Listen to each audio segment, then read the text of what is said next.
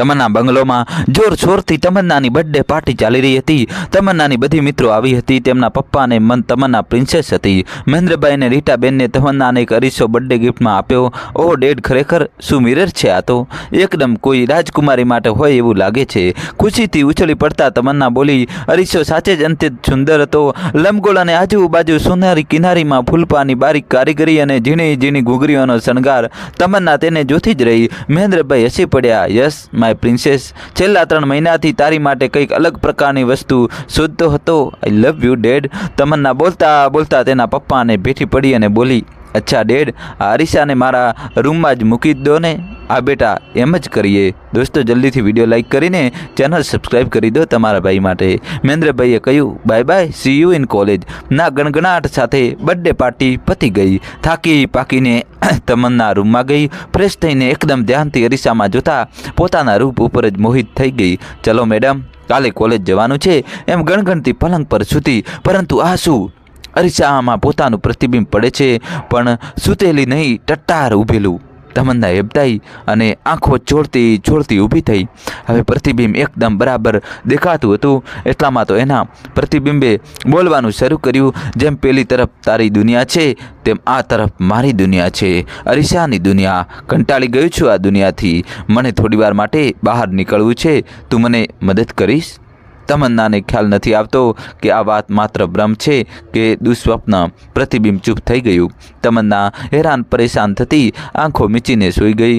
સવારના તમન્ના આ વાત તદ્દન ભૂલી ગઈ હતી। તે અરીસા પાસે વાળ ઓળતી હતી ત્યારે એના પ્રતિબિંબે હાથ લંબાવ્યો અને તેને ખેંચી લીધી અરીસાની અંદર, અને પેલું પ્રતિબિંબ આવી ગયું અરીસાની બહાર। હવે તમન્નાની અરીસાની અંદરની દુનિયામાં સફર શરૂ થાય છે। તમન્ના જોર જોરથી ચીસો પાડે છે, મમ્મી બચાવ મને, પપ્પા મને અહીંથી બહાર કાઢો, કોઈ સાંભળતું નથી। પેલું પ્રતિબિંબ તેના ધર્મ પછાડા જોઈને જોર જોરથી હસે છે અને કહે છે, હવે હું તમન્ના છું, કંટાળી ગઈ હતી આ પડછાયાની દુનિયાથી, હવે હું આઝાદ છું, તારી જિંદગી હવે મારી જિંદગી છે। આમ કહીને હુબહુ તમન્ના જેવું જ પેલું પ્રતિબિંબ તમન્નાની જગ્યા પર ગોઠવાઈને જિંદગી શરૂ કરે છે। આ તરફ તમન્ના જુએ છે કે અરીસાની દુનિયા સાવ અલગ છે। ઘડિયાળના કાંટા ઊંધી તરફ ફરતા લાગે છે। દરિયાના પેન્ટિંગમાં સૂર્યની દિશા અલગ લાગે છે। તમન્ના હારી થાકીને પલંગ પર બેસી જાય છે।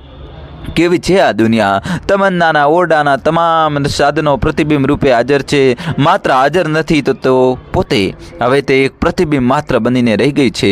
જ્યારે બીજી તરફ તમન્નાના પ્રતિબિંબે અલગ દુનિયા જ નહીં, અલગ વાત પણ રચી। રીટાબેન સોફા પર બેઠા બેઠા કંઈ વિચારતા હોય તેવું મહેન્દ્રભાઈને લાગ્યું। મહેન્દ્રભાઈએ કહ્યું, રીટા, આજકાલ તું ચિંતામાં હોય એવું લાગે છે। હા, તમે થોડા દિવસોથી તમન્નાનો વર્તાવ જોયો?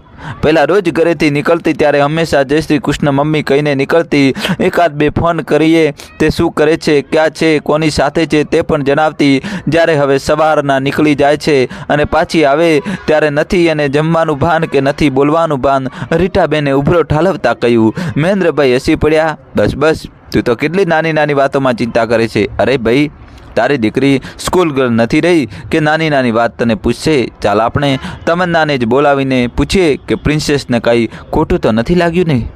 આવશે ત્યારે ને, જાણે ઘરમાં હોય તમારી પ્રિન્સેસ એમ। હવે તો 11-12 મન ફાવે ત્યારે આવે છે, રીટાબેને થોડા ગુસ્સામાં કહ્યું। દોસ્તો, તમારા ભાઈ માટે જલ્દીથી વિડીયો લાઇક કરી ચેનલ સબસ્ક્રાઈબ કરી દો। એટલામાં તમન્નાની કારનું હોર્ન સંભળાયું। રીટાબેન અને મહેન્દ્રભાઈ સામે જોયું, જાણે કહેતા હોય કે લો આવી ગઈ તમારી પ્રિન્સેસની સવારી।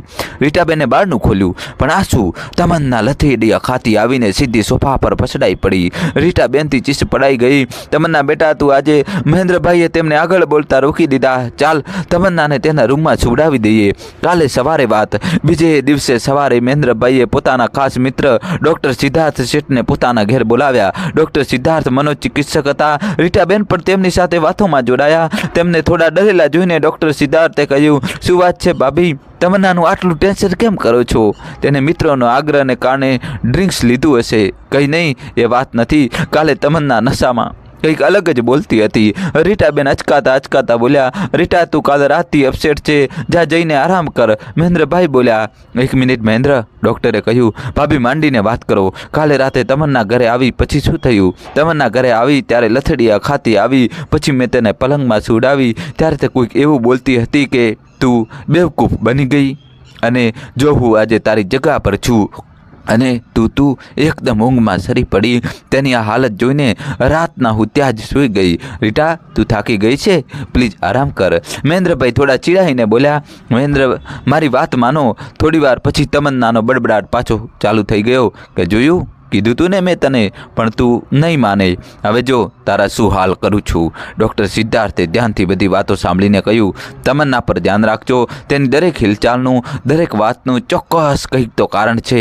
હમણાંથી એને ઈશાન સાથે પણ વાત કરવાનું ઓછું કરી નાખ્યું છે. ઈશાન કહેતો હતો કે તમન્ના કોલેજના સાવ ગુંડા જેવા સલીમ સાથે વાતો કરે છે.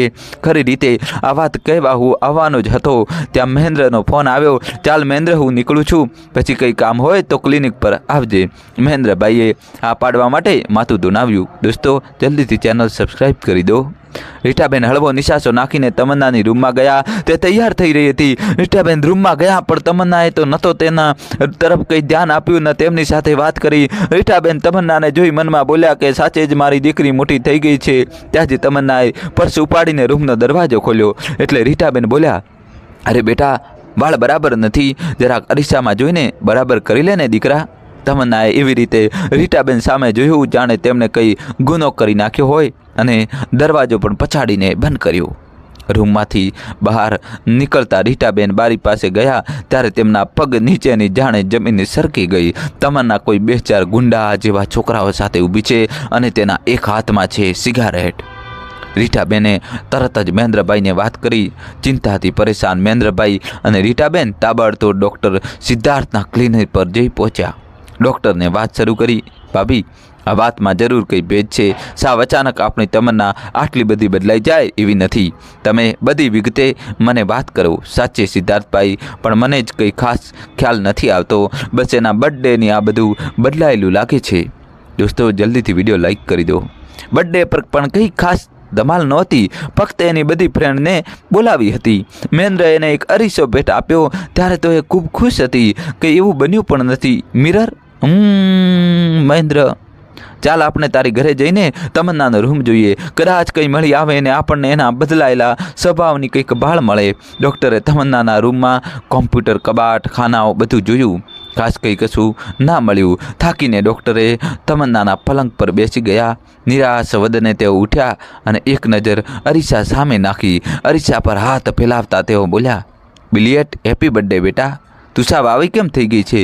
સિદ્ધાર્થ, અંકલ. તમન્નાનો અવાજ. તેમણે ચારેય બાજુ જોયું. એમને લાગ્યું કે ભ્રમ થયો કે શું. અંકલ. એકદમ ગુફામાંથી અવાજ આવતો હોય તેવો અવાજ આવ્યો. હું અરીસામાં છું, પ્રતિબિંબ બની ગઈ છું. શું?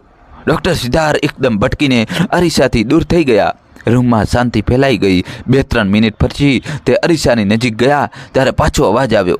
અંકલ, મારો અવાજ તમને એટલે સંભળાય છે કારણ કે તમે અરીસાની ખૂબ નજીક છો. બેટા, આ કઈ રીતે થયું? ડૉક્ટર હેરાન થતાં બોલ્યા, ચાલ તું બહાર નીકળ. આપ તારો હાથ.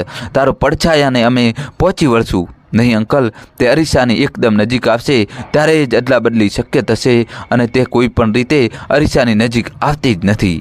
દોસ્તો, જલ્દીથી વિડીયો લાઈક કરી ચેનલ સબસ્ક્રાઇબ કરી દો. ફટાફટ સબસ્ક્રાઇબ કરો. તે મારું પ્રતિબિંબ છે અંકલ. તેની દુનિયા અરીસાની અંદર જ છે. ઠીક છે બેટા, હવે તેને કેમ પણ કરીને અરીસાની નજીક લાવવાની જવાબદારી મારી. હવે 1-2 દિવસ તું છાયા પડછાયાના ખેલમાંથી આઝાદ થઈ જઈશ. કાલે હું તને શું કરવાનું છે તે સમજાવી દઈશ. ડૉક્ટરે આ બધી વાત મહેન્દ્રભાઈ અને રીટાબેનને ન કરી, કારણ બંનેમાંથી કોઈને પણ આઘાત લાગે તો બધી બાજુએથી મુશ્કેલીને પહોંચી વળવા તદ્દન અશક્ય હતું. ડૉક્ટરે રૂમમાંથી બહાર નીકળીને મહેન્દ્રભાઈને પૂછ્યું, આ મિરર તો એકદમ રાજાના જમાનાનો લાગે છે, ક્યાંથી લાવ્યો? નુપુર એન્ટિક શોરૂમમાંથી, મહેન્દ્રભાઈએ જવાબ આપ્યો. કંઈક વિચારીને દંપતીને હૈયાદારણ આપતા ડૉક્ટર સિદ્ધાર્થે વિદાય લીધી. ઘરે પહોંચીને તે વિચારમગ્ન દશામાં બેઠા હતા. ત્યાં જ એમનો દીકરો ઈશાન આવ્યો. શું વાત છે ડેડ? આજે આમ કેમ બેઠા છો? કંઈ તકલીફ છે? આ ઈશાન, તકલીફ છે. આપણે તબંદા તકલીફમાં છે.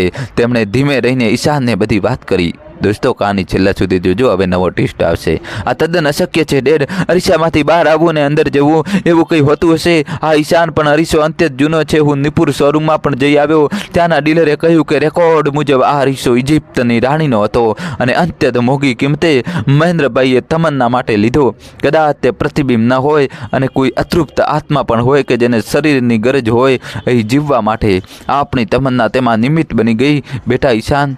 ડૉક્ટર અને ઈશાન થોડીવાર સાવ ચૂપ રહ્યા. ડેડ, આનો ઉપાય શું છે? તમન્નાનો આમાંથી ઈશાને મન તોડતા કહ્યું, હા દીકરા, તમન્નાને જ મને કહ્યું જો તેનું પ્રતિબિંબ તેનાથી એકદમ નજીક હોય તો જ તેને ખેંચીને અંદર લઈ શકાય, પણ કદાચ પેલી અરીસાની નજીક જતી જ નથી.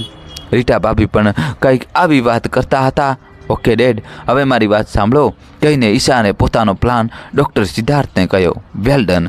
એકવાર પ્રયત્ન કરવામાં કોઈ ખોટું નથી. હું કાલે જ મહેન્દ્રભાઈ અને રીટાબેનને વાત કરું છું. ડૉક્ટરે ઈશાનની વાત સાંભળીને કહ્યું.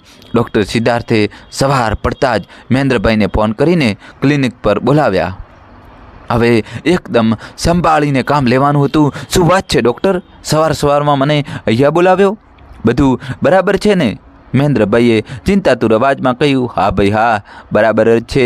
ખુશખબર છે તારા માટે. ખુશખબર. મહેન્દ્રભાઈ વિચારવા લાગ્યા. અરે યાર, ઈશાને કાલે રાતના મને વાત કરી કે તેને તમન્ના સાથે લગ્ન કરવા છે અને તમન્ના પણ રાજી છે.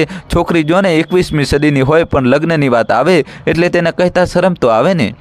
મહેન્દ્રભાઈ હસી પડ્યા. અરે, આ વાત મને પહેલાં કીધી હોત ને તો અત્યાર સુધીમાં બંનેની સગાઈ કરાવી દીધી હોત. ઠીક છે, ચાલ તમન્નાને ફોન લગાવવું. ડૉક્ટરે તરત મહેન્દ્રભાઈના હાથમાંથી મોબાઈલ લઈને કહ્યું. અરે મહેન્દ્ર, મારી વાત તો સાંભળ. આપણે રહ્યા ભાઈ જૂના જમાનાના અને તમન્ના ને ઈશાન છે નવા જમાનાના. ઈશાનને પોતાની રીતે શું કહે છે જુવાનિયાઓ? અરે હા, જરા હટકે સ્ટાઇલથી તમન્નાને પ્રપોઝ કરવું છે. જો તને અને ભાભીને વાંધો ન હોય તો કેવી રીતે વળી? મહેન્દ્રભાઈને નવાઈ લાગી. કાલે વેલેન્ટાઇન ડે છે તો ઈશાનને તમન્નાનો આખો રૂમ ગુલાબથી સજાવવો છે. ડૉક્ટરે સમજાવ્યું. ચલો ભાઈ, મને તો કોઈ વાંધો નથી. હા, રીટા ચોક્કસ બોલશે કે ઈશાન તમન્ના કંઈ નવાઈના છે. તેને જાણે દુનિયામાં પહેલાં લવ મેરેજ કરવા બેઠા છે. પણ વાંધો નહીં આવે, ચાલશે. મહેન્દ્રભાઈ હસતા કહ્યું. ઠીક છે, તો કાલે તમન્ના કોલેજ જશે ત્યારે ઈશાન એનો રૂમ સજાવી જશે. ડૉક્ટર સાથે હાથ મિલાવીને મહેન્દ્રભાઈ ખુશખુશાલ ચહેરે રીટાબેનને ખબર આપવા ગયા. હવે ડૉક્ટર સિદ્ધાર્થ અને ઈશાનની છાયા પડછાયાની લડાઈ બરાબર શરૂ થઈ ચૂકી હતી. બીજે દિવસે વેલેન્ટાઇન ડે હતો એટલે તમન્ના કોલેજ જવા ઉતાવળી થઈ રહી હતી. એટલામાં રીટાબેને તેને રોકી. બેટા, આજે સાંજના ઈશાન અને ડૉક્ટર જમવા આવવાના છે તો તું જરા વહેલી આવી જજે. દોસ્તો, જલ્દીથી વિડીયો લાઈક કરી ચેનલને સબસ્ક્રાઈબ કરી દો. તમન્નાએ મોઢું ચબાડીને હા પાડી અને સડસડાટ બહાર નીકળી ગઈ. બપોરનો સમય થતાં ઈશાન મહેન્દ્રભાઈના ઘરે આવ્યો અને રૂમ સજાવવા લાગ્યો. થોડી વાર પછી અરીસાની એકદમ નજીક જઈને ઊભો રહ્યો. તમન્ના, તું મને સાંભળી શકે છે? હું ઈશાન છું. 2-5 મિનિટ કોઈ અવાજ ના આવ્યો. તે પછી એકદમ દબાયેલો અવાજ આવ્યો. હા ઈશાન. ઈશાન ડરી ગયો, પણ હવે તેને સમજાયું કે તેના પપ્પા સાચું કહેતા હતા. ક્યારેક સત્ય કલ્પનાથી વેગળું અને વધારે રૂચક અને ચોટદાર હોય છે. તમન્ના, જો 1-2 મિનિટ જ આપણી પાસે છે. હું અરીસા પર આઈ લવ યુ લખું છું અને આખો રૂમ ફૂલોથી સજાવું છું. કદાચ જો તારું પ્રતિબિંબ અરીસાની નજીક આવે તો એ તકને તું ઝડપી લેજે.